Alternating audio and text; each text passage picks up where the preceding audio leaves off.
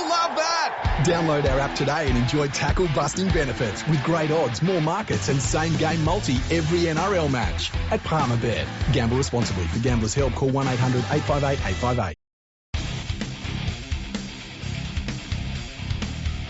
Hello and welcome to episode 442 of Fergo on the Freak. I'm that bloke from Rugby League Project, Andrew Ferguson. You can find me on Twitter at AndrewRLP. Join me as always is the glorious League Freak. You can also find me on Twitter at League Freak. How you going there, mate? Going very well, Andrew. How are you? Yeah, not too bad, not too bad. Excellent. What's it like being right. the number one stats man in rugby league? Well, you know, I'm doing my best to try and get to that point. You are at that point. I'm calling it. You calling it? I'm calling it. I'm trying to be humble. I'm not labelling myself that, you know. Well, if there's one thing that people have said is that I may be a little bit too humble. But I'm willing to say that Rugby League Project is the gold standard of statistics, and that's why the professionals, when they need rugby league statistics, they go to Rugby League Project. They don't go elsewhere. These are facts. Spitting facts, my friend. Spitting facts. So what's been going on? I heard there was some footy on the weekend. I now work on weekends, so I don't get to see much of it. I've got to sit by and stay up till God knows what hours watching replays. And hope there was some games on the weekend. Not much happened in them, though. I heard that Roosters Bunnies game was a bit of a mundane affair. I fell asleep during it. So did half the players because they were getting hit in the head. But it's set us up for a really interesting week 2 of the finals, which we're going to preview for palmerbet.com. And yeah, it's it was such a good first round of games, and looking forward to this second round of games. But we can talk a little bit of news first. Yeah, okay, we've got a bit of news out there. So the National Rugby League has issued NRLW player Caitlin Moran with a breach notice for comments that she made on social media after the Queen passed away. Now, the thing that got my attention for this is that the Queen passed away, and you see stuff on social media, and a lot of it you just pass over, because there's one thing that Twitter is really good at right now is showing you who thinks they're funny when they're not. And so I just posted it was sad news, you know, and a lot of people were very upset about it, and I understand that. Anyway, this WNRL player, she posted something that was, you know, she didn't care for the Queen. Let's put it that way. Yeah. I wouldn't have known this had happened unless I had seen Channel 9 Media light up like a Christmas tree saying WNRL player posts something so vile that we will not say what it is. Right? Can I ask? Yes. Because I didn't see what was said either. Was it more vile than glorifying and sexualizing underworld criminal behaviour for profit? Not even close. Oh, okay. Not even close. Okay, so Channel 9 was not at all being over the top or hypocritical. No, of course not. When would the media ever be hypocritical, Andrew? I looked for these comments because I was like, they will post pretty much anything, you know. So how bad were these comments? So I'm searching for them. It took me 2 days to find them, which shows you how big of a reach that it got, you know. Yeah. When I saw them, I was like, you know, and I wouldn't have said what she said about the Queen. You know, I got no beef with the Queen, but obviously she did. But it wasn't. I was expecting something unbelievable. I was expecting to read it and be like, holy shit, you know. But it wasn't like that. It was like, oh, that's a bit off, you know. Yeah, I think the only bit I heard of was she said something like "good riddance." I was like, yeah, and she called, really, yeah, no, a little bit more than that, but it was, you know, it was, you know, that's how she felt, okay, and whatever. She's you know, she's WNRL player that put it on a post. She was talking about other stuff in the post too, like it wasn't just about. I mean, she's also Indigenous, as well. I mean, how many Indigenous people generally love what the royal family's done for them? You know, well, you got to put this shit into context. I guess the other thing is too. It's like if you're not British, or you don't feel a real connection to Britain, then you probably feel different about the Queen anyway. You know what I mean? Like, I talked to people that were British over the last few days, and they feel very different to how I feel. And I'm not saying I don't care. It's like, but it's sad. It was sad news, but they're really, really sad about it. So people are going to react differently, and this was this young lady's reaction. Anyway, the thing that got me was just the reaction from Channel 9 Media, and basically made this out like she had said the worst thing you could possibly think of, which I couldn't even imagine what it was. That's why I went looking for it. I think the thing for, I'm going to say, I'm speaking for myself here, but my own personal view is, I think people in Australia tend to not fully understand how they should feel emotionally about the Queen's passing, because we don't have that real close link to England, especially today. And so people in England, they live that. It's just always around them. Obviously, she lived there. But because we're so distant away from it, and they have zero impact on our lives, really, I think people are trying to do the respectful thing and saying, oh, it's really sad news, and they're carrying on with the mourning and talking about it an awful lot long after it's happened. I think normal people just go, oh, that's sad, and think about it for a little bit, then you move on with your life. Yeah. Some people, I think, are dragging on an awful lot, the media especially. My God, they've gone overkill on this. And it's almost like you're not allowed to say anything slightly critical about the Queen and anything that her ancestors have done. The only comment I've made about the royal family out of all of this was a tweet I made mocking the Victorian Liberal leader, Matthew Guy. What'd he say? In Parliament yesterday in Victoria, and trust me, I'm not being political here, okay? He made a comment about how, talking about condolences to the Queen, stuff like that, and how she had one of the longest reigning monarchs, and then said it was longer than some of the more well-known monarchs, like that of King Arthur. He doesn't know what a monarch means. He did say King Arthur. King Arthur was... It wasn't real. No, it's fictional. Yeah. This man has got a Bachelor of Arts in both politics and history. No. Yes. No. Yes. That's all he's qualified in, is politics and history, and he fucked both of them up. Wow. He then went and got the Hansard, which is the verbatim of what was said in Parliament. He went and got that completely changed so that he didn't look like an idiot. Really? That's not going to work. It's on videos everywhere and it's written down everywhere. But that's creepy that a politician can say, I don't like what I said in Parliament. I want it changed on the record. Yeah, I know. That's creepy. Wow. But yeah, it's interesting. I thought it was sad news, Well, of course it's sad, but at the end of the day, it's not going to have much of an impact on anyone here, to be honest. I understand where Caitlin Moran's coming from with her opposition, given her Indigenous heritage. I understand why she doesn't have any positive emotions towards the royal family.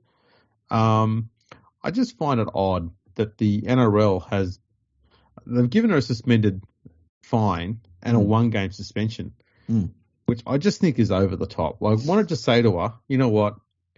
Just delete the comment, and we'll just move on, eh?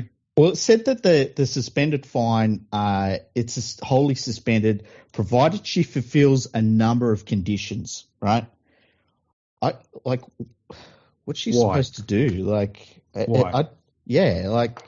I don't know. It's weird. She's allowed to have an opinion. She didn't say she wanted to kill someone or that people should be murdered, like Israel Folau was suggesting that, homosexual people should be rounded up and treated differently. She's just saying. Hang on a second, Andrew.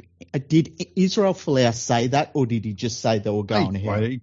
He posted a picture of it with that being on there. But because that is worse than what she said. said. Like, Israel Folau said that whole groups of people were going to hell, and if you couldn't find yourself on that list of people that were going to hell, then Yeah. I don't know, you'd have to be a nun or something. I don't know. I would suggest, though, that picture that he tweeted was no better or worse than what Moran said. I'd probably even say his is worse because he's actually wanting something bad to happen to a whole raft of people. Whereas Moran was basically saying good riddance to the Queen. Yeah, look, I can see where they don't want representatives of the game. Of course. You know, saying what they don't want is they don't want the hassle. You know, that's what they really don't want. And so they're trying to avoid that.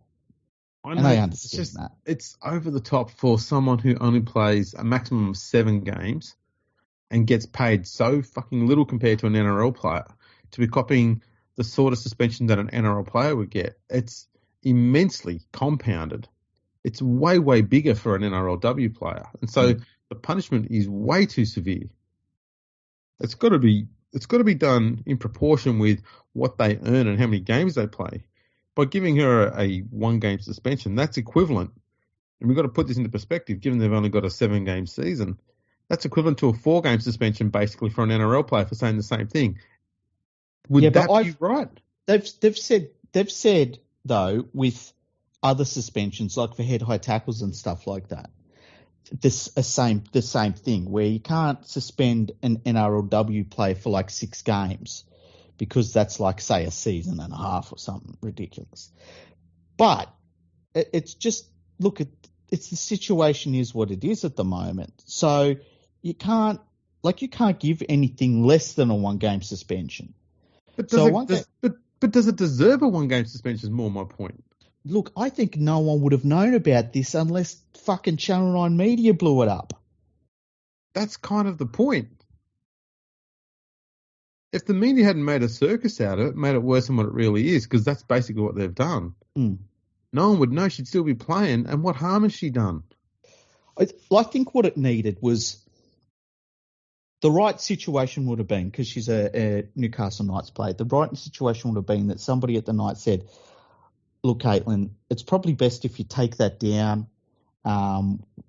It's not the appropriate time for this sort of thing, which, you know, when is the appropriate time? But it's as a representative of the Knights, we're just not comfortable with that sort of message being put out by our players. Now, if they'd done that, that would have been fine. Yeah. The thing that got me was the way that the media just launched into it. Like it was, and they literally said it was so reprehensible. It's about the worst thing that I've ever read. And I was like, what the hell? And then I read it and I was like, where's the rest of it? I was kind of shocked, but it's an interesting situation. And yeah, I just thought it would be interesting to talk on the podcast. And I think it's an interesting situation to talk on the podcast because you can have different reactions to it, and you can think that different sorts of, I don't know if punishment's the right word, but whatever, like actions from that are appropriate or not. But one thing I do feel is that the way that the media just lambasted her, I think that was over the top. Oh, absolutely. Over the top. I think the problem we get out of this too is that we're pretty much getting a situation where the NRL is saying you either echo the sentiments that we, the NRL, have, or you stay quiet. And yeah, it's dangerous ground. I think you need to allow people to have a difference of opinion. Just the one thing I criticise her for is not being respectful enough with the way she expressed that. How do you express the fact that you don't care about someone passing? I don't know. Maybe just say nothing. But I think the worst thing she should have been told to do was just remove the post. That was it. And I've said this before on social media because I've seen people on social media that feel as though they have to care about everything, and you don't. Like I've said before, it's okay to not care about a situation. That's totally fine, because if you care about everything, eventually you're going to break yourself down. as a person. Like if somebody passes away, and I go back to there was a Supreme Court judge in the United States passed away a couple of years ago. And I saw some people in my timeline at the time say how devastated they were about it. And I worried about those people because I was like, you know, you don't have to care about everything so deeply. It's okay to say that's sad for that person and move on, or say that's sad for, you know, whatever country or whatever, and move on. You don't have to feel as though you need to be wounded by everything because you see wounded people over something. That's all right. And, you know, I guess this is one of those situations, and I think that it's brought up because we are in Australia, and as you say, we're separate from the United Kingdom and how they feel about it. And I think that it's, you know, it's all right to say, man, that's really sad. And when you see the royal family, you know, and they're walking behind the coffin of their mum, it's like, yeah, that's a sad situation for them. It really is. But at the same time, you can also feel empathy for people that do feel that sadness. That, as I said, I've got lots of British people that I talked to over the last number of days. I had people that had contacted me out of the blue and said, oh, how about the Queen passing away? And I just knew how sad they were about it. And yeah, it's one of those things where it's like, it's okay to feel an appropriate level of sadness about something, or joy, or anger. Like, you don't have to be angry about everything either. No, that's right. Apart from when they don't give you bags at the shopping centre, you can be furious about that. What's the deal? You've got to constantly ask all the time now. I know. It's like, I just purchased something. What, now you want me to buy a bag as well? They're essentially assuming that you're going to take the bag, use it, and then when you're done with it, you're going to go down to the beach and then stuff it into a whale's blowhole. And so in order to justify that and make that fair, then you need to pay 50 cents. We're supposed to worry 50 cents to murder a whale. We're supposed to worry about some dumb idiot dolphin that's going to think it's a fucking jellyfish and eat it. It's like, hello, have you ever heard of natural selection? Dumb fuck dolphins. Yeah, I'm sick of it. Learn how to breathe through plastic. Exactly. Oh, if only you had some way to breathe through a different part of your body. Well, either. Fucks. Have you ever been to KFC and they start handing you fucking individual items out the window? And you're like, dude, give me a bag. Yeah, put the shit in the bag. It's like, what, you want me to fucking balance the potato and gravy on my fucking hip while I'm driving? Yeah. It's like you're holding like handfuls of Lego. Like, just put the shit in a box, will you? Yeah, yeah. You know what? I asked for a boxed meal, not just 17 different fucking items handed to me at a window. Exactly. With some prick behind me beeping the fucking horn. Will you hurry up? And going, I can't hurry. I've only got 2 hands and 37 fucking things to hold. What, are you going to hand out fucking 24 individual nuggets? You put it in a box, and you put that box in a fucking bag with all the other shit I'm going to eat. It's made of cardboard. You know, there's fucking trees everywhere. We'll plant some more. And seriously, trees. Overrated. Oh, man. If trees were so good, why wouldn't we all plant trees in our houses? They don't really grow too well on tiles and carpet. Oh, they're fucking dirty. They need dirt to live in. You know? Oh, I need the sunshine. It's like, I don't need sunshine. We're probably learning more about the cleanliness of your house compared to mine. I tell you what. Briggy's just got a pile of dirt in the corner just in case he needs it. Yeah, you can't be too careful. Oh, another intern's popped off, just covering with a bit of dirt. Oh, man. Anyway, there was another interesting thing that happened in rugby league recently, is that the rugby league players were given what they called, it was like a performance bonus. It wasn't so much for them, but it was for the game's finances. And they were reimbursed under the collective bargaining agreement because the game had made a certain amount of money over the last financial year. Now, the Rugby League Player Agents Association saw that and said, hang on a second, some of that money should be ours. And the Rugby League Players Association said, not really. And so there's a little bit of a not a blow up, but a disagreement between those two organisations, which I always side with the players. And hopefully the players individually go to their player agents and say, if you think you deserve 6.5% of this bonus money that I'm getting, you won't be my player agent the next time I do a deal. I thought the agents got money off the top when the agreement was signed, not a constantly, they're not being paid every year for what they do. I thought they got it just skimmed off the top. So if there's a bonus that's paid to the players, stiff shit agent, you don't get that. I would just guess, and I don't know this, but I would just guess the player agents find it very easy to put clauses into their contract with players that ends up with them getting boned. Like if you get a bonus, I get 6.5 of that as well.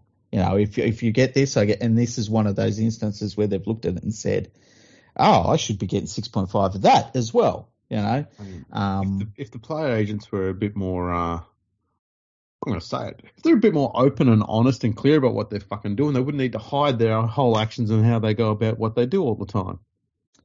Fuck them. Yeah, I get it, and I agree. How come we've got media sitting there saying players? We should know what all the players' salaries are, but none of them in the media saying we should all be told exactly what the player agents do and how they get their money and how that all works. Because a lot of them in the media have their own agents, and in some cases right. they would have the same organisations, and they, if there's someone who's taking money for doing next to fucking nothing off the back of a player who's putting their body on the line for their fucking job, I want to know what that person's doing to earn that money. I don't care what the player gets. Player deserves whatever they get. I don't even care if it's someone like Luke Brooks who's earning fucking $1.3 million a year. Boo-hoo to the West Tigers for being too stupid to pay him too much money if he's not good enough for it. But thumbs up to Luke Brooks. If you can get $1 million a year, you fucking go for it, son. Did you see they want to extend his contract? I'm not surprised. Yeah. I heard too that there was some B-grade website suggesting too that Nofaluma is really keen on staying in Melbourne and really likes it down here. And I was like, see, I knew he's stupid. Yeah, the West Tigers might be looking at a situation where they may lose him. I was like, well, it's always good to start a season on the right foot. Yeah, well, look, when watching him play for the Storm, it was really clear that he's when you put him in an elite side, he looks like the winger that comes in from reserve grade. Yeah. He's so good that even he actually went to the Melbourne Storm and still has yet to win a finals game. Yeah. True. Very true. I can't imagine that the Storm looked at his performance and said, we would rather commit to this performance or we could just get another Fijian. And all the wingers should be Fijian. Yeah, we've made that abundantly clear. Yeah. So yeah, it's I don't mind if the West Tigers lose anybody really. And that's where you get to when you have had a season like they have had. Everyone should be available to leave, especially if they don't want to be there. It's like, thank you. But you know what the West Tigers are like. They'll probably try and lure him back with a better deal. It's longer years. It's long enough. I think he's got 4 years left on this one. Are you fucking serious? I'll check, man. I'm pretty sure he's got a very long deal with the West Tigers. That's insane. Like, he really was. I mean, he would get into space and he wasn't that fast. No. And he's not that good in defence, putting it mildly. And it's just, under the high ball, he's not a player you consider. And I don't know. There's just so many things I was watching him with the Storm, and I was like, yeah, I think that they will do the polite thing and say, thank you so much, David. Have a good rest of your career at the West Tigers. So the Tigers have got four players signed up until 2025 now. Mm-hmm. Nofaluma, Naden, Offa Hengawi, Isaiah Papali'i, if he does come, and Stefano Utoikamanu has an option in his favour, I believe, for the 2025 season. Okay. That's it. So a weird bunch of players to have signed that. I wonder if you lined that up. Well, two wingers. Yeah, well, like long-term deals out of 4. Yeah, like you lined that up with, say, the players that Penrith has lined up past that point. And I'm guessing it's Cleary, because they re-signed a bunch of players recently, as you would expect. So Cleary, I'm guessing Fisher Harris, Dylan Edwards. Yeah, so 2025, you've got Cleary, Fisher Harris, and Targo. That makes sense. He's a young dude. They probably got him on a good deal. But that's the only players they've got signed for 2025. There you go. A prop, a halfback, and a young outside back.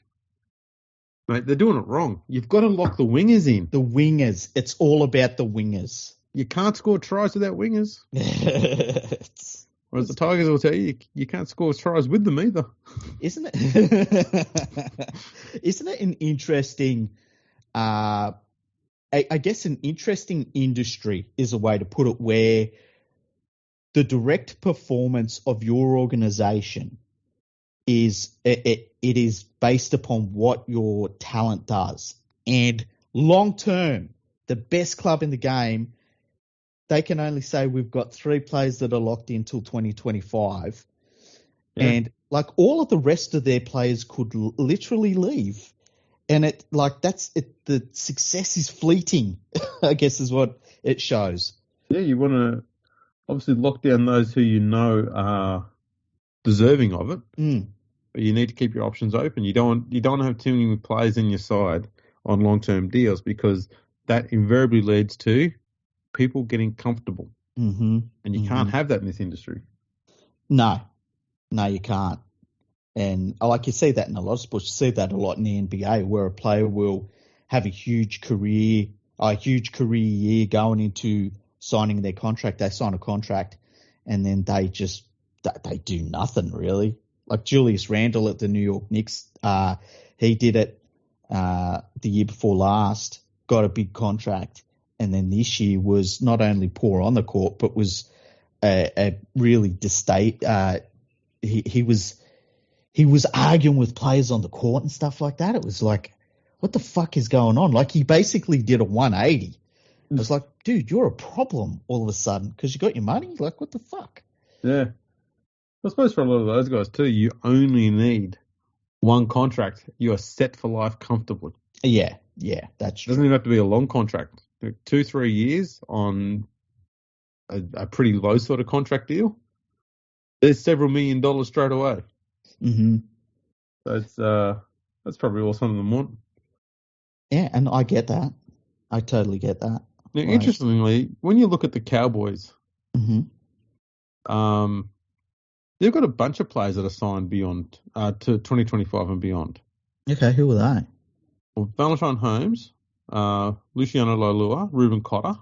That all makes sense.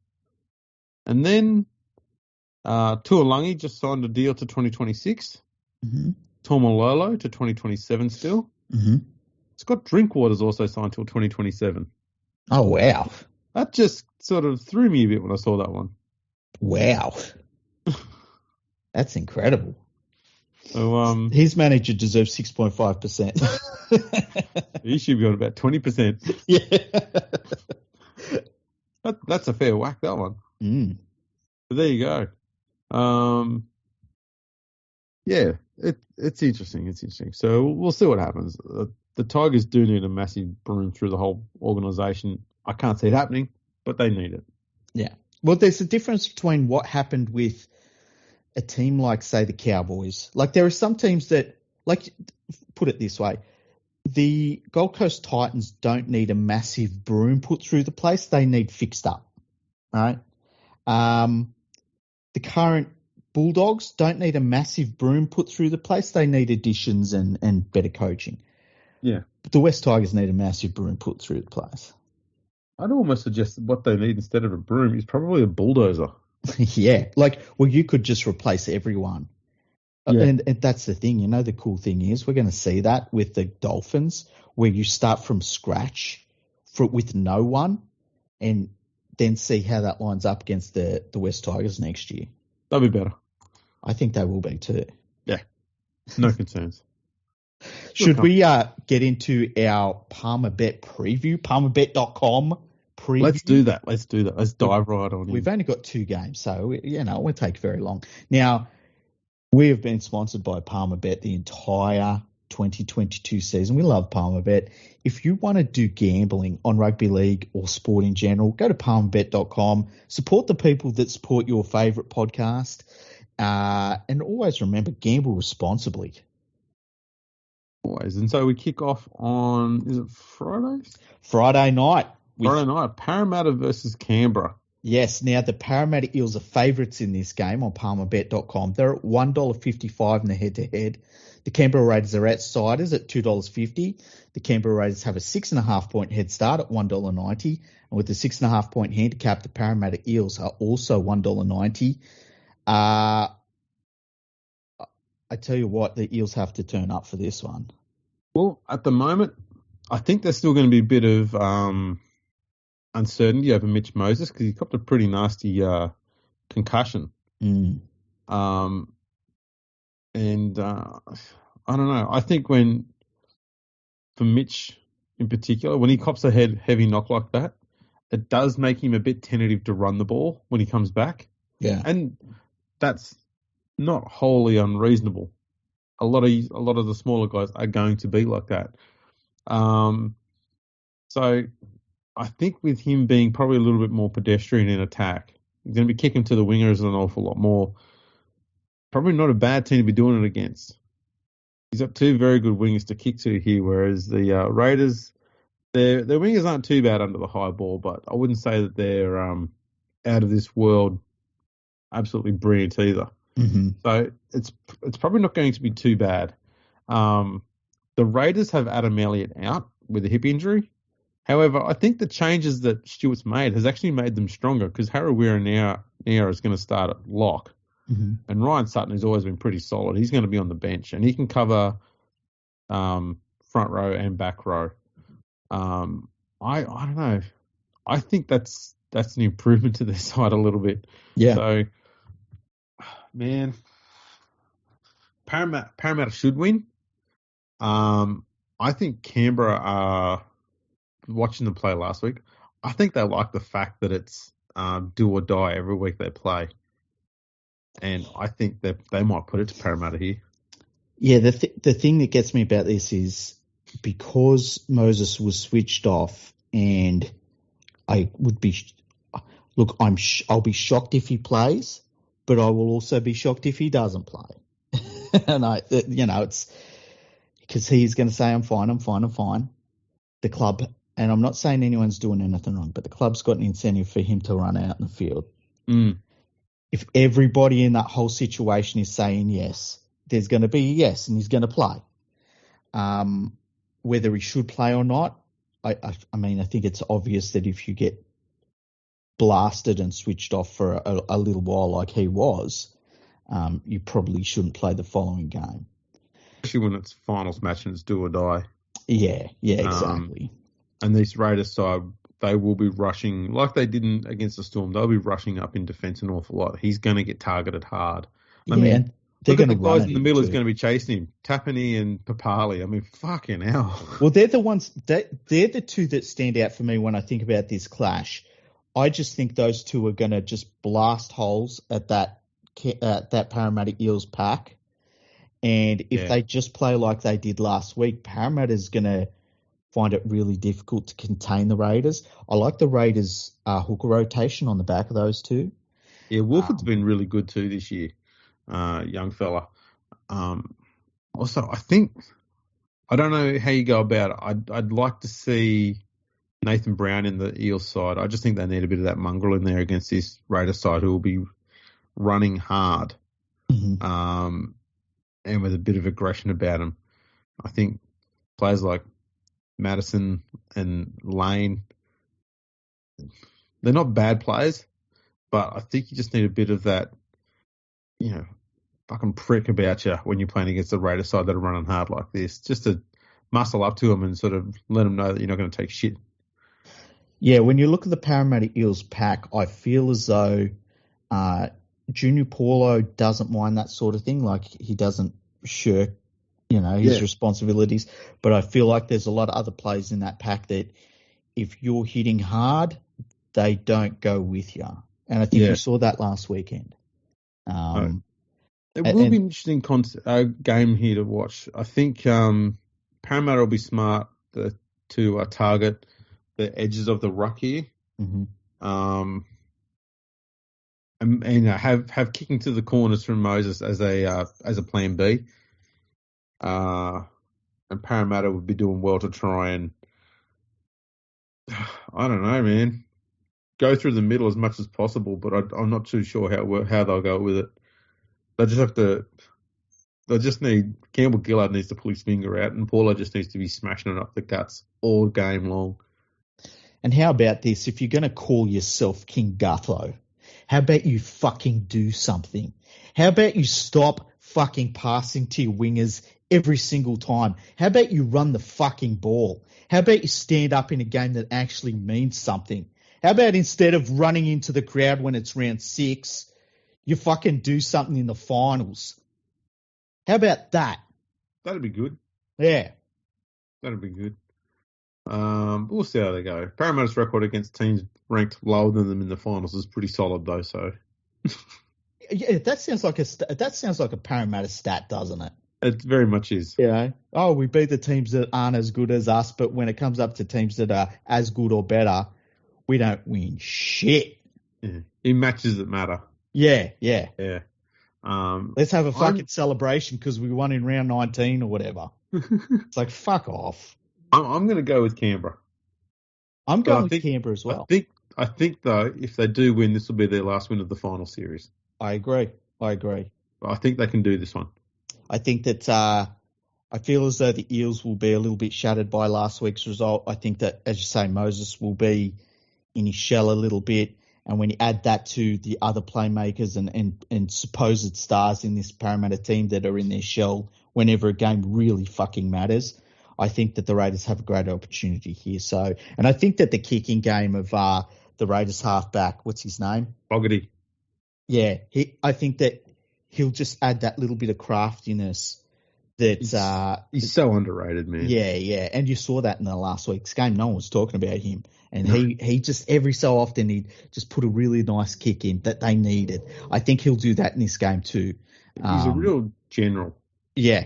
Not flashy, just real general. Steers the team around really well. Has a good, reliable kicking game, good passing game too, left and right. Just rock solid. That's what you want from him. I can't believe the Titans let him go, man. They're stupid. I get the Titans. The Titans were looking towards the future, Yeah. I get it. But anyway, so we're both going Canberra Raiders here. Yeah, I'm going Canberra. I reckon they'll probably win I'm going with an 8-point win. Oh, wow. So you would have them, they have the head start, so. There you go. Yeah. Okay, so the second game. Second game on Saturday at 8 p.m. The Sharks take on South. So this game, I think there's been a little bit of movement in the price on this one. So on palmerbet.com, the Cronulla Sharks are outsiders at $1.95 compared to the South Sydney Rabbitohs, who are at $1.85. The Cronulla Sharks have a 1.5 point head start at $1.90. With the 1.5 point handicap, Souths are also at $1.90. The only player they lost was Thomas Burgess, but he is a loss, And I worry about losing a front rower against the Sharks pack, who is a very solid forward pack. But, damn, the Bunnies just went through a war.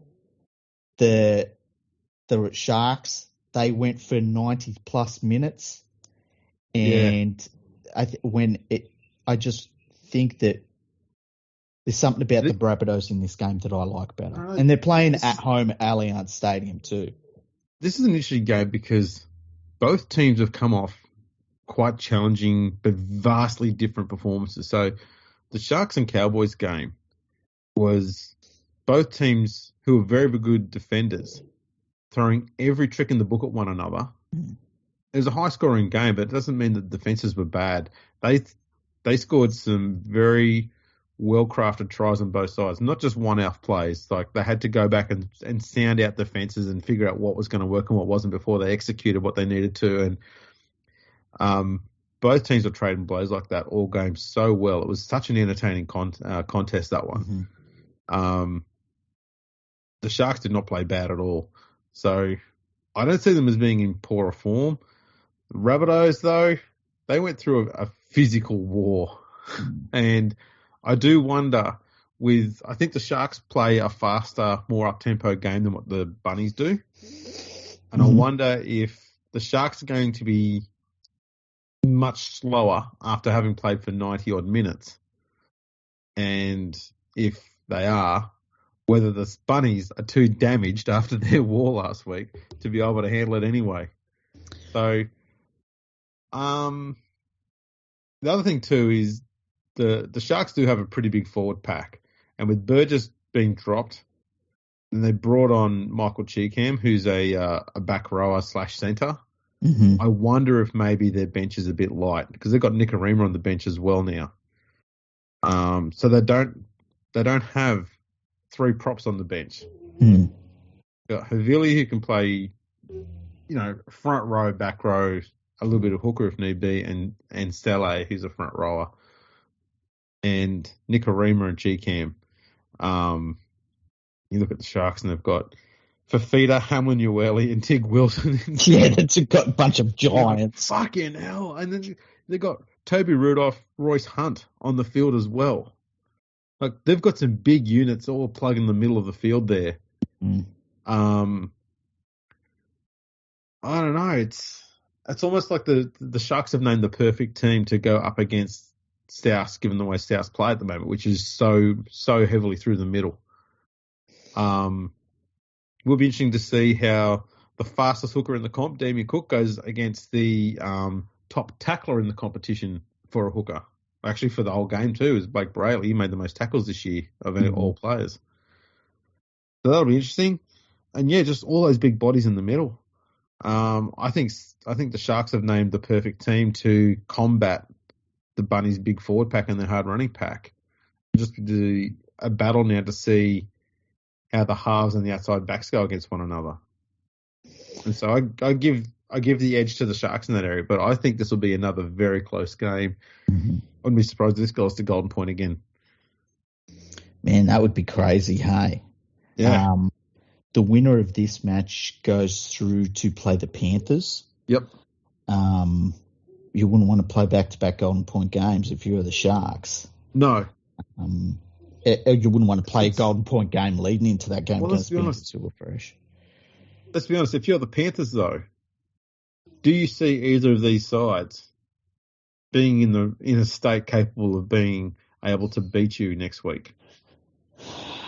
Given what they've gone through in week 1, and now they've got to play again this week as well. Yeah, look, it's funny. I was thinking about this yesterday. I feel like a douchebag sometimes when I talk about the Panthers on this podcast because I feel as though we're seeing a bloody good team that the Panthers have put together, and they're doing some extraordinary things. But I try not to talk about them in a biased way. But it's like when you say things like they're the favourites, you sound biased as it is, right? So let me preference that. I'm not that worried about the Sharks. I feel as though the Sharks are a year away from being where they really want to be, and I feel as though the Panthers can just absorb anything they do in attack. Mm-hmm. The Bunnies have a bit more of an X factor, and I think the fact that they played in last year's grand final and there's that revenge factor will be there. And if the Bunnies make it to the Panthers, they will have been through a bloody gauntlet the last few weeks. Even that last round game against the Rabbitohs, full house last week, full house. This is almost going to be a full house. And then they'll be playing at Homebush Stadium against the Panthers, which is their traditional home ground for the last number of years. So the Rabbitohs worry me more than the Sharks. And Latrell Mitchell worries me flat out, full stop. I don't know anyone can stop him when he's on form. So, yeah, that's how I feel about it. What do you feel about it? I think the Sharks will win this, and I think that they will lose to Penrith, but they will push Penrith probably until about the 70th minute. Yeah. Penrith, I can't see a team beating Penrith. And I don't think Penrith's going to go all out. They're going to do the amount they need to do to get the win in week 3 to try and keep something in the tank for that last game. Can I ask you a question? Because when I look at the Panthers, as I said, I don't want to sound biased, so I'll ask you the question. Have you ever seen a team not only defend like Penrith, but hit like Penrith as long as they do in a match? No, their defensive structure is rather unique. I've mentioned before the defending in pairs thing. I saw a little bits of it when the Sharks in 2016, when they were getting into the finals, they were doing it around then, and it was really effective then, but they didn't do it for much during the season. Or after that. It was really unique. They did it in the finals, and it worked really well for them. But I can't recall too many teams that have done it consistently well, and for it to not have really been exploited or had teams try to exploit it too much. Parramatta's had success against it, but it looks like every time they have success against it, it comes in a slightly different way. So it's not like they're using the same method every time to beat them. So that's what makes their defense really unique. And it's different to everybody else's defense. It somehow works in a way that's really unique that on paper you look at it and you think, maybe it shouldn't. Like if you're defending in pairs, surely there's going to be gaps somewhere. But they peel off tackles so quickly when they realise that the dominant players affected the tackle. They don't peel off and go all the way back to the line. They peel back to like a second marker sort of position while the tackle's still going, just in case they're needed in the tackle. But it means they're halfway back towards being in the line anyway. It's really unique. I'll probably find that, especially in starts of games, they'll stick in pairs for the majority of the first half just to make sure that they suffocate the opposition.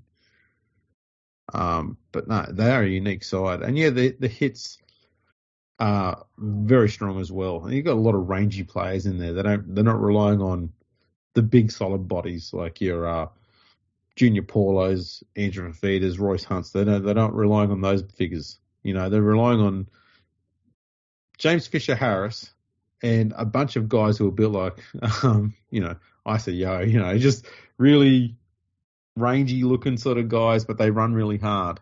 It just proves the point. It doesn't really matter what your body size is. If you put your body on the line and you run hard, you're gonna make a mess of a defensive side eventually. Yeah, and it makes me think about whether this is a collection of, and forwards more in particular we're talking about here, if it's a collection of forwards that they have just all come together at the right time in the right place under the right system, or can you teach a forward pack to do this? And can you teach forwards to do this? Because there are players in this Panthers side that, like, they don't get affected by the massive contact over and over again. They just keep coming, like Fisher-Harris, you hit him as hard as you want. It doesn't really matter. Well, the thing is, okay, and this is more of what goes on in the modern game, and I'm talking about, post the NRL started. In the 90s, we used to see the occasional forward would come, like Wade Graham, just fly up out of the line and smash someone. Yeah. It's very rare that it happens these days. A lot of defensive structures are designed so that you come forward about 2 or 3 meters. So the opposition is going to make around about 7 meters per run. That's kind of what they look at there. And so they run up, they make about 3 meters up in the defensive line, and then they stop. And they wait for the attacker to run at them. And nearly every single team does this. And the problem is you're looking at it purely from a point of physics at this stage. Okay, if you're standing still and someone who's even 65 kilos, and you might weigh 90 kilos, if someone at 65 kilos is running at you at full tilt and you're stationary, the chances of them running through you are a lot higher than you making them go backwards on their ass. So I think Penrith have just gone, you know what, if the defence is going to come up and stop, that's a sign for us to keep running as hard as possible. Don't try and turn your body. Don't try and brace for the impact. Don't try and stop pushing with your leg drive. Once you've made that contact, that's when you've got to push harder. And you find a lot of players on the edge of the ruck are really, really good at running that slightly different angled run. So they're not trying to run into other players' sternums. They're running at shoulders. Because if you're stationary, trying to effect a big hit that's legal with your shoulder is very hard nowadays. In the past with Sonny Bill Williams, you stand there and just drop the shoulder and destroy humans with it, but you can't do that now. Excuse me. So the shoulder's gone from being a strong attacking weapon for a stationary player to a weak one. And Penrith have been really good at exploiting that. Yeah, and the way to attack this Panthers team is to get the offloads. But when they're doing that gang tackling that they do, it's almost impossible to get an offload away. And we saw that last weekend against the Eels. And I wonder where the breakdown is going to come against this Panthers side. I wonder if you go to the line and engage them and then work off the back of you've engaged this part of the line, but that they haven't got to you yet, but you've engaged them to come forward, keep coming forward, and then work around that engagement area. I wonder if that's where a team like Souths can have some impact against the Panthers, where you get someone like Damien Cook coming out of dummy half, get him to engage the line, and then but they're so disciplined. Like that's the crazy thing about them; they're so disciplined either side of that. You've got to and just hope for the best. Hope for you find something. I think the best way to get through Penrith is second phase play and fuck tons of it. Yeah. Because it's the only way to break up the gang tackling and the pairs, and you get them all having to start doing one-on-one tackles. And not saying they're weak defenders, but you're more of a chance of getting through as a ball runner, one defender, than trying to get through two every time. Mm-hmm. So the best way to do it is to have lots of second phase play and lots of different unique players getting the ball from offload. So don't just have it as, because I think with South what you'd have is a front row is going to offload to another forward. And so it's just going to keep sort of being second phase play, but running through the middle or in the one sort of narrow corridor. And Cronulla's would be a bit more about getting the ball out and then swinging it wide. And so you're going to the far edges. You kind of need to get something that does both. Yeah. So that's hard to find. Parramatta's, I think that's probably a reason why Parramatta works pretty well, is that they've got the big bodies in the middle plus the good line runners just on the edges as well. So when they do get that offload away, they've got options on both sides. They can kind of do a little bit of both. But I don't think any team's really exploited it that much or done it that much enough for anyone to have gone, hang on, I think this might be a way through. And because it hasn't been really challenged, they haven't really been challenged with it too much. No one's willing to give it a crack just in case it backfires and they get 60 put on them. Yeah. So it's sort of everyone's waiting for somebody else to have a crack at it. Yeah, just to, I can't remember when it was, but there was a Warriors game, and I think it was against the Storm, where they went into the game and they were like, we are going to offload every single time. And it worked. I think that was one of the Anzac Day games. Yeah, it might have been, hey, because it was so obvious that that was their game plan, where they said, look, if we go in and try and play percentages, Melbourne's going to beat us. Yeah. So let's do the opposite and just every single time look for the offload. And it really is, because if those offloads don't stick, or if you just lose the ball in the tackle or whatever, as you say, you're getting thrashed. But if they stick, it's the only way to break down a really disciplined defensive side. And the Storm, probably about 4 years ago, were were one of the better defensive teams like this Panthers team. I don't think they were as good, but they were in that region. And then I said on, I think it was the last podcast, I said how you and me felt like until this Panthers team, the best defensive side we'd seen was that Manly side in the mid-90s.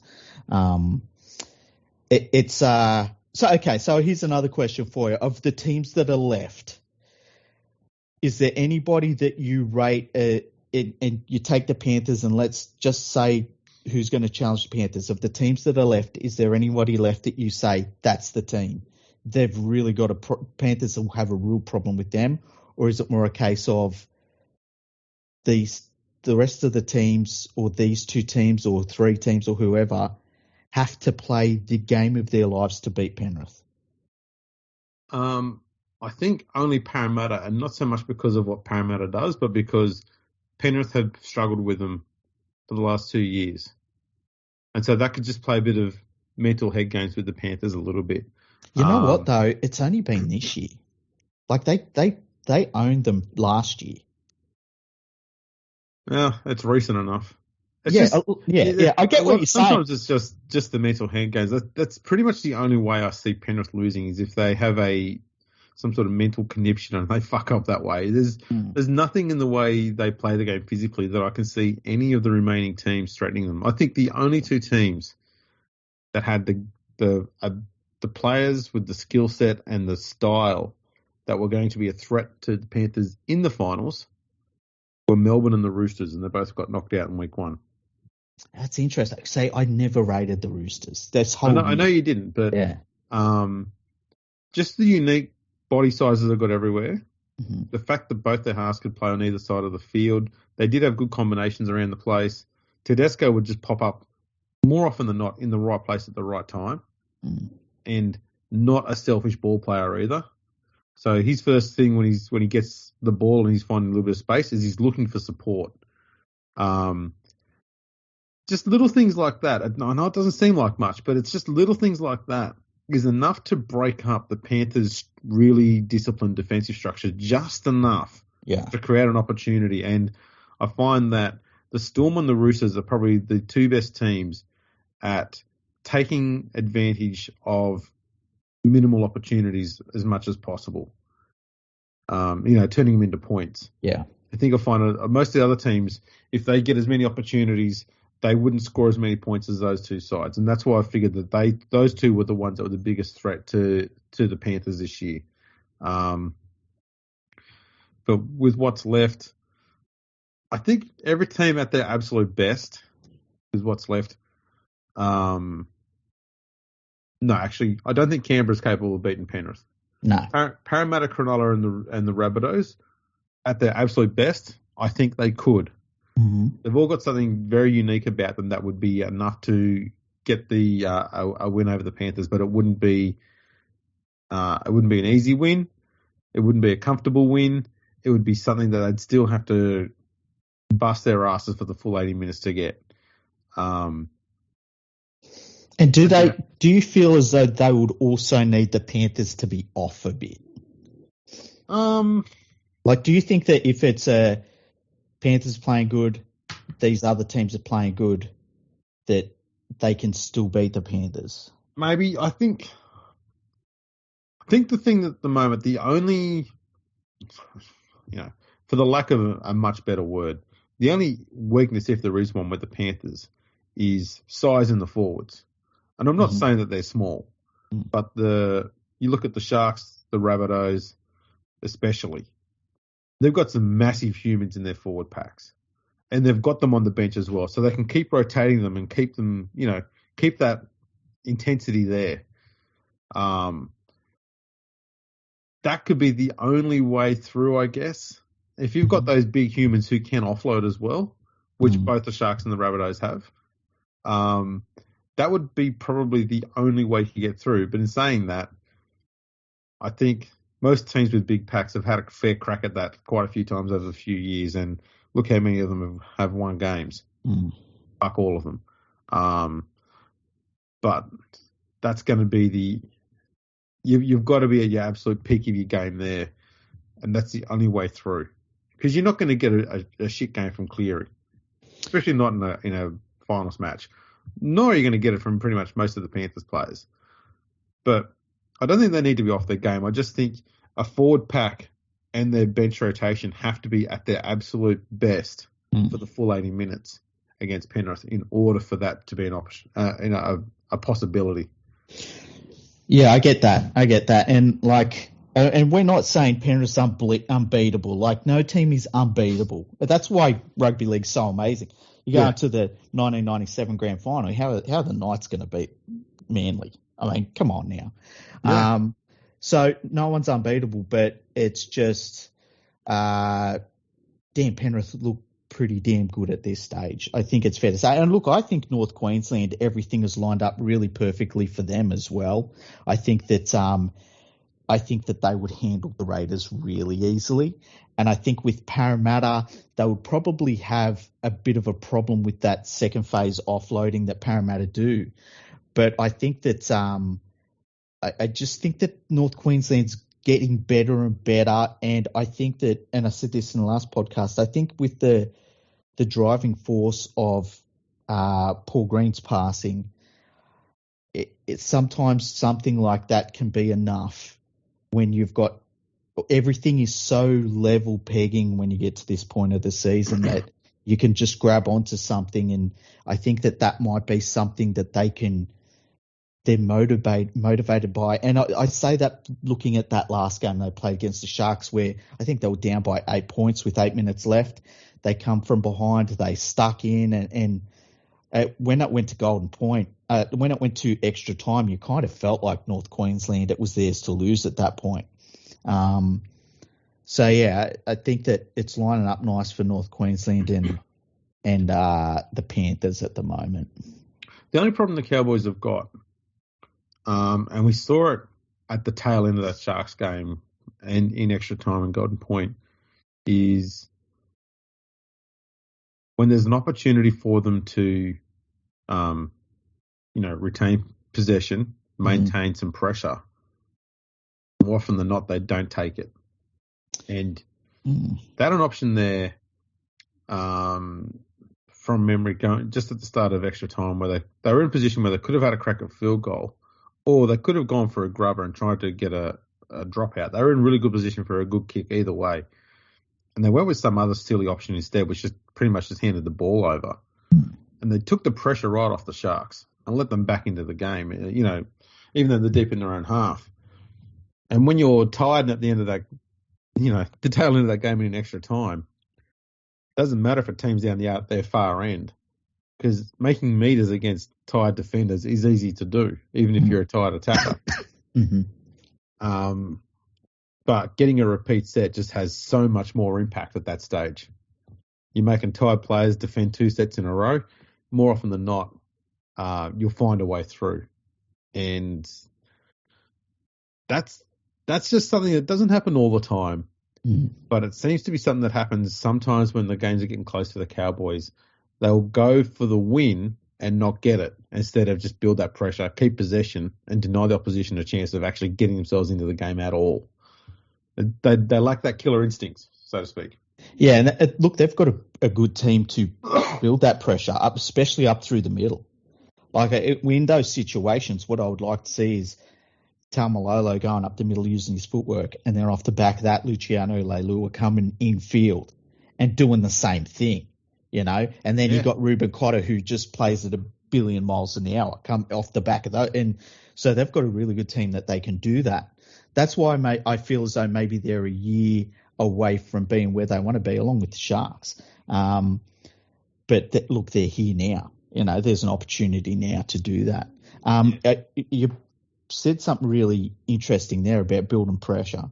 And it's interesting because I remember when I would talk a lot with English rugby league fans on the Pommy forums, and they didn't really understand the whole thing of building pressure. They would say, well, the Australian teams play boring football, they play the percentages, and it's like, yeah, that's building pressure.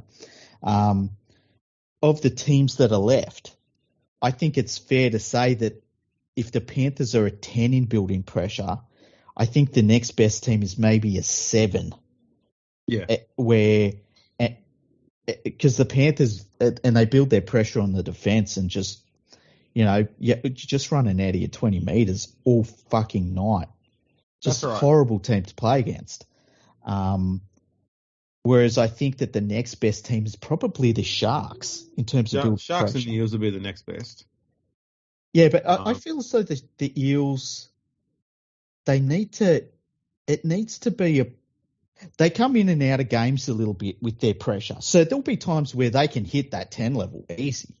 Mm. But there'll be big chunks of the game where they're not near that 10 level as well. You know what I mean? That's right, yeah. I feel as though the Sharks are more consistent with the pressure they'll put on you. But they can't hit that 10 level. They're very good. They've become very good and very patient in the halves, I'll say, at knowing, the probability of whether they're going to score or not before the play happens. And if they see that it's not going to happen, try and get the dropout. Mm-hmm. It's a really smart strategy to have. It's worked reasonably well. They haven't stuck with it too consistently all season, but I've seen them do it bits and pieces in the last few weeks, and it's a good strategy to have. Like, your dropout should be your plan B at all times. Don't just try and put all your eggs in the we must score a try basket. Yeah. Because that won't work all the time. But Parramatta does have decent short kicking game. Gutherson, Brown, Moses, and even Mahoney himself have got good short kicking games. So that does help when they're close to the line and building that bit of pressure. The Sharks' kicking game is pretty similar. The difference being they've also got Wade Graham a bit wider of the ruck, who can also put in unbelievably good short kicks. Yeah. That's just a little twist on the pressure thing that. And I'm not saying he's definitely not playing his best football, not even close to it. But he's playing within himself and he's still that thread out the air on the edge that no other team has something that does what Wade Graham does. Mm-hmm. He's just a unique body out there he's just got a different skill set to everybody else. And that comes from playing 5'8" so long at Penrith before he came across. So he's still got a lot of those ball playing and short kicking game skills. That's one of the things I like about Nicho Hynes is that he's a player who was playing fullback last year, and they got him as a halfback. And you and me, we were both like, "Man, is this shit going to work?" Yeah. So, and it's like he shows patience when he needs to be patient. He allows his team to work.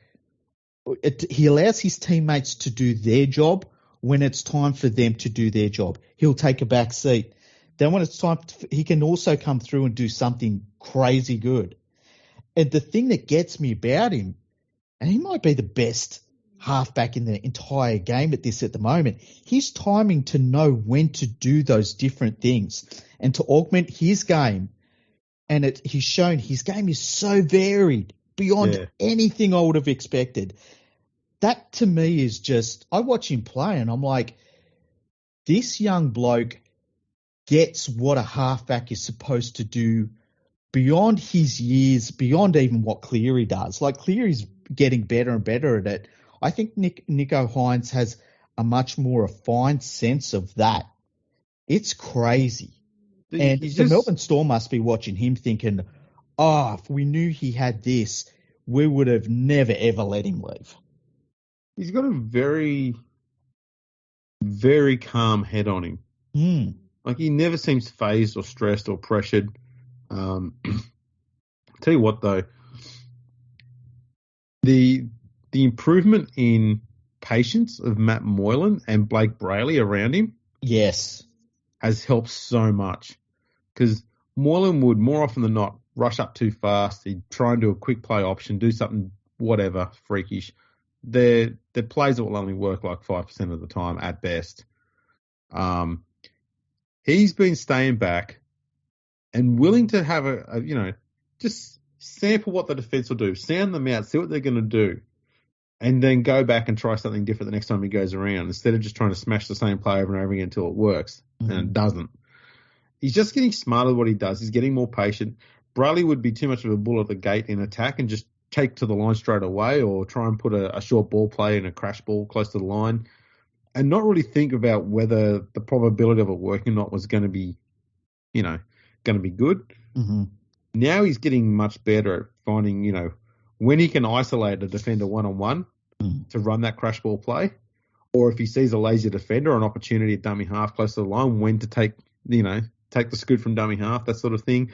They're little things, the patient things, but geez, they've sharpened up their attack an awful lot, and it just takes a lot of that stress off Hines to do a lot more work.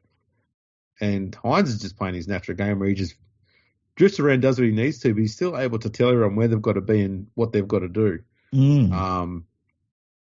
That's the thing about Hines. It's you watch him play, and a lot of young halfbacks, they are awkward early on in their careers because they're still learning how to do those things. With Hines, it just comes naturally to him. It's amazing.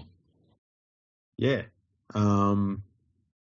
Just amazing to watch. I mean, I'm like you, I didn't think the Sharks team would be doing as well as they are in this season. I thought, this season would be the one where they go, right, let's try and finish 8th, 9th, somewhere around there. If we can get the finals, that'd be great. And then next year, we aim for a top 6 spot. Year after that, top 4, so on and so forth.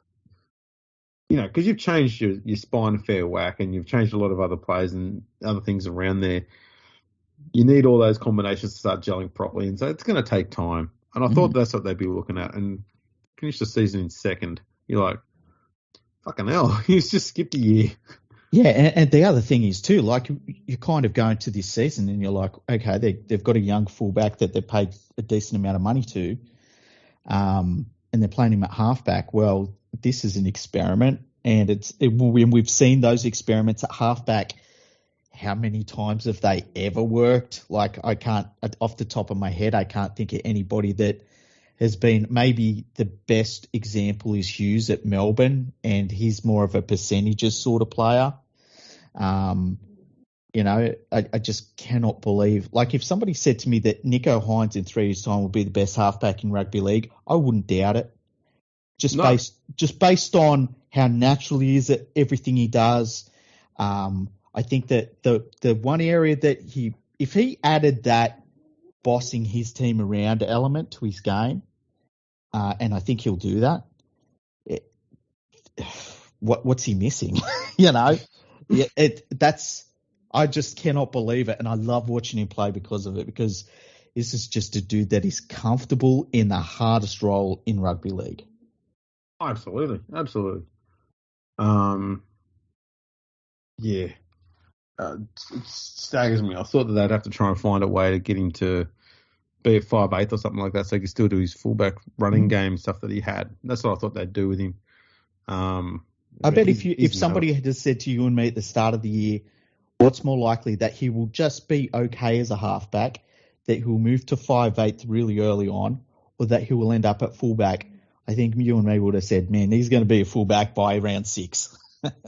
Yeah, like the whole thing we were worried about, I guess, was Kennedy's definitely an elite NRL quality fullback. 100%. So you can't move him out. So you're going to figure out how to fit 2 top line fullbacks into the side. So that's why I thought they put him at 5'8". That was my thinking all along. He'll just be a 5'8". He can still do all his ball runs. It's kind of like Munster. Munster was a very good fullback for a few years, fitting in when Slater was injured. A very, very good ball runner and still a good organiser. So I thought he'd be the same sort of thing. That's where my thinking was at. But no, man, he understands what a halfback has to do so damn well. It's crazy. So very crazy. Impressive. It just shows you that, like, the halfback role, it's an art. It's not a science. And that's where, when people talk about, like, we should have specialised halfback academies and stuff, it's like there's, over the course of rugby league history, especially modern history, where a modern day halfback has he's got a different role than he had in the 70s and 60s and that. You can write down a list and give it to every young halfback and say, this is what you've got to do. But it's the ones that don't need the list that just do it. They're the really good ones. And I think that that's one thing about Nathan Cleary, is that I feel as though he's been around football, his entire life. His whole family's footballers right through it. even at times he seems like he's having to learn the next thing on the list. And that is possibly the thing that will stop him from being in the echelon of, say, an Andrew Johns or an Alan Langer, where they didn't need a list, you know. Nico Hines doesn't need the list. No. And whether he ends up being as good as Cleary, better than Cleary, that's why we play the games. We'll find out. But damn, that's where you want to start with the halfback. Hell yeah. It's amazing to watch. I love them parts of rugby league. Yeah, he's been phenomenal. If you had to pick a favourite for the title right now, who is it? Penrith. Who's second favourite? Probably Cronulla. Okay. My second favourite's Cowboys. Is that only because I really enjoy watching the Sharks play at the moment? Yeah. But that's about it. Yeah. I feel as though it's lining up for the Panthers and Cowboys. But we'll see. We'll see what happens. I'll be horrified. We will. I will be horrified if we lose next week. Man, I'll be so upset. I think everyone will be. That'd be an absolute shock. It would be a shock, yeah. Okay, Andrew, if people were going to contact you, send you mostly complaints, I'm sure, on social media, where would they find you? Complaints? Yep. Just go send an email to LeagueFreak at... look, you can find Rugby League Project on Twitter at Rugby League Proj. That's PROJ. We're also on Facebook. That's pretty much it for Rugby League Project. We don't use it a great deal. We've got a Patreon as well. So you can go over there and make a donation of whatever you like. Because very soon we'll be starting our work on our third Rugby League annual, and it's going to be the biggest one we've ever done. Nice. And that covers the game in England and Australia, as well as internationally, and the women's game as well. Like no annual has ever done before. And it will be free for everybody. That's brilliant. That's brilliant. And the best way to support that is to go to the Rugby League Project Patreon, because, you know, that the work that goes into that annual, you do so well with that annual. And that's the way to support it. Also, Andrew RLP on Twitter, personal. Yeah, that's where you put out all of your hot political thoughts. Your hot takes. I hate the word. I know you do. I fucking hate it. That's where I put out my slander of the mainstream media, most likely. Occasional random stats. I'm going to put up a chart very soon, later on today. Mm-hmm. It's basically going to be merging Balmain, Western Suburbs, and the West Tigers stats all together, so you can get what the West Tigers were doing since 1908. Brilliant. Yeah. But I'll be doing all that sort of stuff. There'll be occasional stats and stuff like that on there.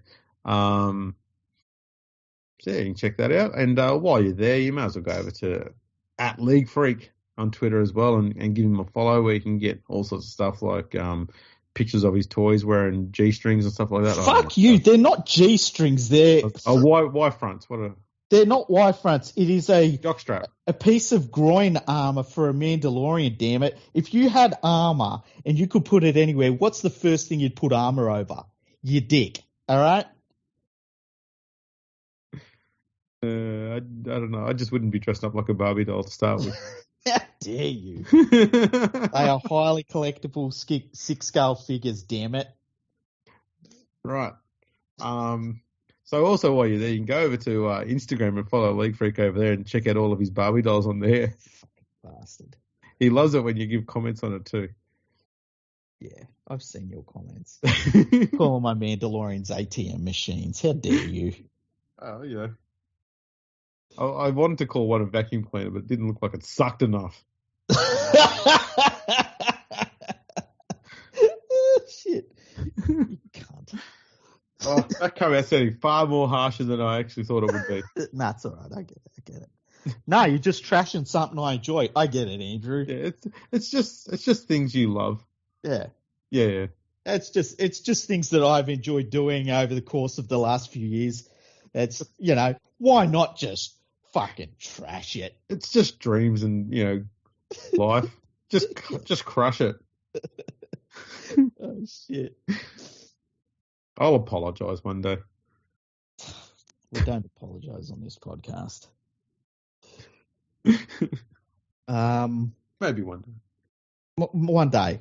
What's something we could apologise that we've said on this podcast? Oh, probably something about Wales. Nah, I stand by everything. I stand by fucking everything. Oh, shit.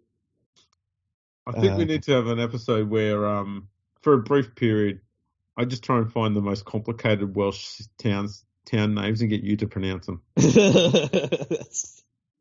Listen, okay, when you're attached to England, like you're basically an outer suburb of England, and you have this incomprehensible language that no one understands, like somebody puts it on a screen and they're like, is that fucking Tolkien? Is that Elvish? I'm sorry, I'm out.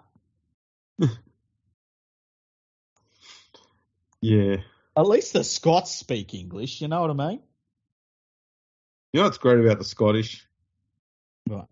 The drunker they get, the harder they are to understand. But the more hilarious they think it sounds. Yes. Oh, fuck, I love the Scottish, man. Yeah. I love their style. The Irish are fairly similar as well in that sense. I love Irish people. Yeah. Irish people are great. Yeah. They go off, man. Yeah. I love their work. Yeah. You know what? They did good. They did real good. I want to see nothing more in any World Cup of any nature of any sport. I don't care what one it is. Ireland and or Scotland beating England. It's just great to see. Oh, can you imagine if the Scottish team beat Ireland in the World Cup? That'd be fucking incredible. I'd want either of them beating England. I'm happy with that. Yeah. I'll go home happy if England loses to any other European nation. Yeah, because, they're going to lose to the Southern Hemisphere ones. We know that. Yeah. Wormsley's out, by the way. Wormsley's out for St Helens for the rest of their year in the World Cup as well. Yes, they're going to have to find some, I suppose, a slightly bigger centre, I guess, to play a prop. It would be him and Thomas Burgess as their two best props, I would say. And then, yeah, I'll say this again, in all honesty, Wormsley is a very, very good prop. So him being out hurts them so damn much. Yeah, because they haven't got depth at all up front. No, not like they used to. Obviously, Whitehead is very good. We're both big fans of Whitehead. Yeah. But can you imagine, like you think of their forward pack going in against the likes of Tonga and Samoa, Fiji, like all of them, Fiji, like which Southern Hemisphere nation has a poor forward rotation, Yeah. They could get fucked up. And I'm going to fucking enjoy it. Wait, there's probably only about 100 finals games left in Super League to go before the World Cup starts. Did you see the thing when the Queen passed away and they were talking about there's going to be 10 days of mourning, and does that mean sport doesn't go ahead?